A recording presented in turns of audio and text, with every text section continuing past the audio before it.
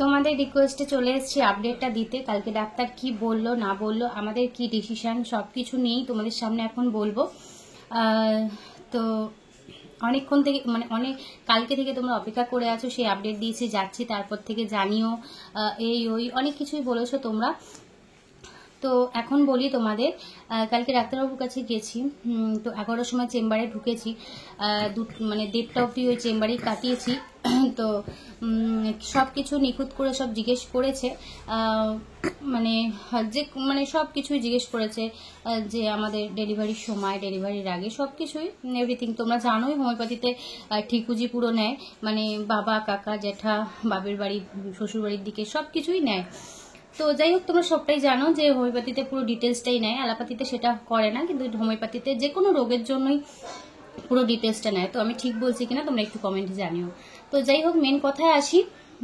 তো ডাক্তারবাবু ওষুধ দিয়েছে, বলেছে 1 সপ্তাহ খাইয়ে আমাকে নিয়ে যেতে রোববার দিন, কিন্তু আমরা সোমবার দিন বেরিয়ে যাচ্ছি, মনে হচ্ছে না রোববার দিন আমাদের যাওয়া হবে। তার কারণ একটাই কথা বলি, আর আমি ওষুধটাও এখনো চালু করিনি, সেটাও তোমাদের কেন বলছি সেটার কারণ আমাকে একটু তোমরা বলো। হ্যাঁ, আমি সত্যি খুব দুবিধার মধ্যেই রয়েছি বলতে পারো, মানে এর জন্য আমি তোমাদের ঠিক আপডেট দিতে পারছিলাম না। এই কারণে দিতে পারছিলাম না যে তোমাদের আমি কি বলবো, কারণ আমি নিজেই ডিসিশন নিতে পারছি না, তো তোমাদের ভরসাতে রয়েছি। তো সেই কারণেই বলছি যে তোমাদেরও একটা কমেন্ট, একটা সাপোর্ট, আর একটু নিজের থেকে কিছু বলা। সবাই জানি এক বলবে না, কিছু কিছু মানুষ একরকম, কিছু কিছু মানুষ আরেক রকম বলবে। তো আমি এটুকুনি বলতে চাই যে তোমাদের থেকেও কিছুটা আমার জানার আছে, কারণ আমি বলে না যে যতই বড় হয়ে যাক, যতই তার বাচ্চা স্পেশাল চাইল্ড হোক, কিন্তু শিখতে তো বেশি দোষ নেই, যে বড়দের থেকেই শেখে মানুষ, ছোটদের থেকেও কিন্তু বড়রা অনেক কিছুই শেখে। তো সেটাই জানতে চাইছি, কারণ আমাকে ডাক্তারবাবু বলেছে অ্যালোপ্যাথি পুরো টোটালি বন্ধ করে দিতে।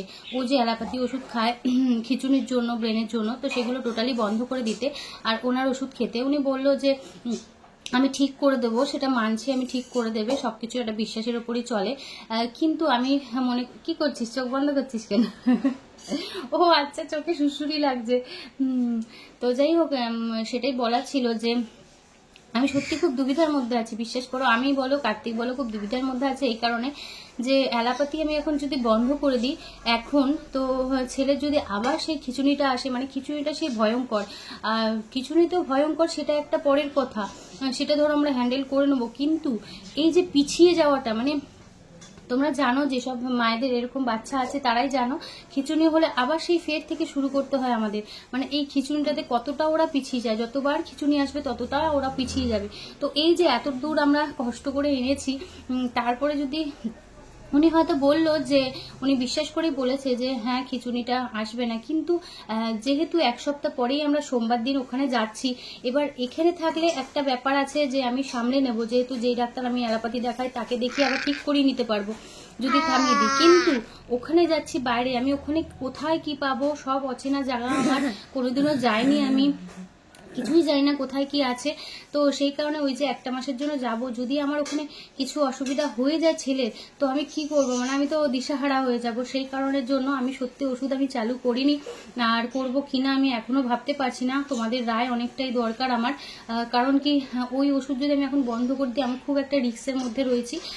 তবে এখন তো আমি কোনো মতেই খাওয়াচ্ছি না এই 1 সপ্তাহের মধ্যে, যেহেতু আমি একবারে ঘুরে এসে সেটা ডাক্তারের সাথে হয়তো আলোচনা করে নেবে যে আমি খাওয়াইনি, ওই জন্য আসেও নি, আমরা যাচ্ছিও না রোববার দিন, কারণ আমি এখন খাওয়াতে পারবো না, যেহেতু এই 2-3 দিনের মাথায় ধরো আজকে বন্ধ করে দিলাম, সোম মঙ্গল বুধ ধরো তারপরে আসলো, তখন সোমবার দিন আমরা যাব, তো কতটা কি প্রবলেম হয়ে যাবে বুঝতে পারছো না।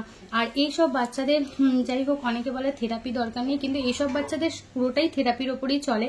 তো একটা জিনিসই আমার বুঝতে পারলাম না যে এদের থেরাপি কেন করাতে লাগবে না বললো, কিন্তু সত্যি বলতে এই বাচ্চাদের থেরাপিটাই তো মেন। এই বাচ্চা বলে না, আজকে আমাদের ব্যায়ামের দ্বারা, থেরাপির দ্বারা কত মানে পেশেন্ট ভালো হয়ে যায়, তাই না? শুধু সিপি চাইল্ড বলছি না, অটিজম বলছি না আমি, আদারওয়াইজ সবার প্রবলেম, মানে আমাদের মতো সুস্থ মানুষদেরও এই থেরাপিতে, ব্যায়ামে কত কিছু সুস্থ হয়ে যাচ্ছে। তো যাই হোক, সেটা তো আমি বন্ধ করতে কোনো মতেই পারবো না।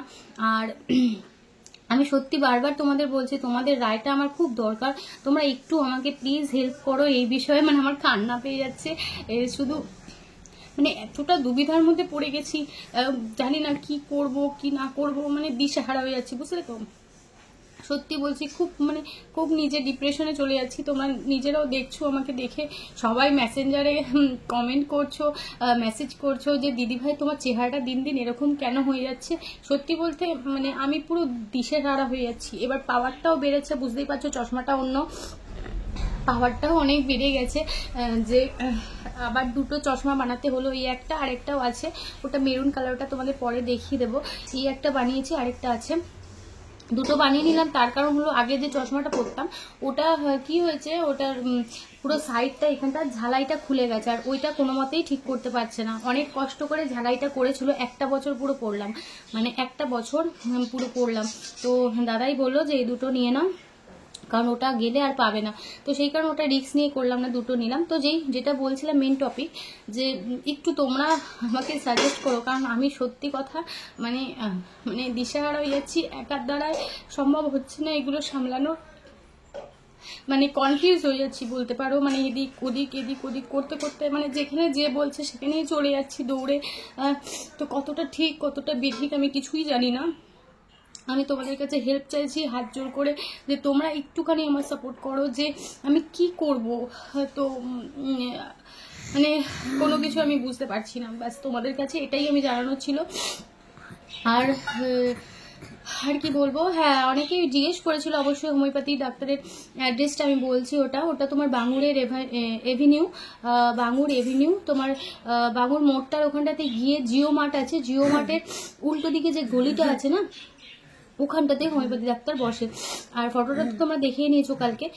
তো যাই হোক, এটাই আমি একটু দুবিধার মধ্যে রয়েছি বলে তোমাদের এই দুদিন ধরে আমি আপডেটটা দিতে পারছি না। কালকে রাত থেকে আমি কোনো আপডেট দিতে পারছি না, যে আমি কি বলবো না বলবো কিছুই বুঝতে পারছি না। যেহেতু আমি ওষুধটাও চালু করছি না, আমি একটু ভয়েই রয়েছি, কারণ এই খিচুড়িটা অনেক কষ্ট করে কমিয়েছি। যাদের হয় তারাই জানে, কারণ অনেকেই আমাকে মেসেঞ্জারে বলেছে যে দিদিভাই তুমি খিচুড়িটা কিভাবে কমিয়েছো। আমাদের বাবুর তো 10 বছর 12 বছর হয়ে গেছে, এখনো খিচুড়ি কমছে না, কিন্তু ওর ভগবানের দয়ায় 3 বছর 4 বছর 4 বছর, হ্যাঁ 4 বছর 4.5 বছর বয়সেই ওর খিচুড়িটা কমে গেছিলো।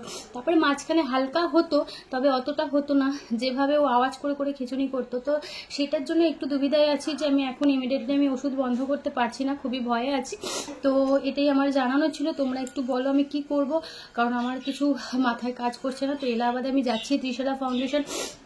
তোমরা বলেছো আমাকে যে দিদিভাই আমাকে ত্রিশালাতে গিয়ে অবশ্যই আপডেটগুলো দিও, নিশ্চয়ই দেবো। একটু আমার ভিডিওগুলো ফলো করো, তোমরা সব রকম সুবিধা আমার থেকে পেয়ে যাবে। যতটা তোমরা জিজ্ঞেস করবে ঠিক ততটাই পাবে। আমার যতটা আমি টাইম বের করে তোমাদের আমি আপডেট দেওয়ার চেষ্টা করব, কারণ দেখো সবাইকে একটা কমেন্ট ধরে রিপ্লে করা অসম্ভব।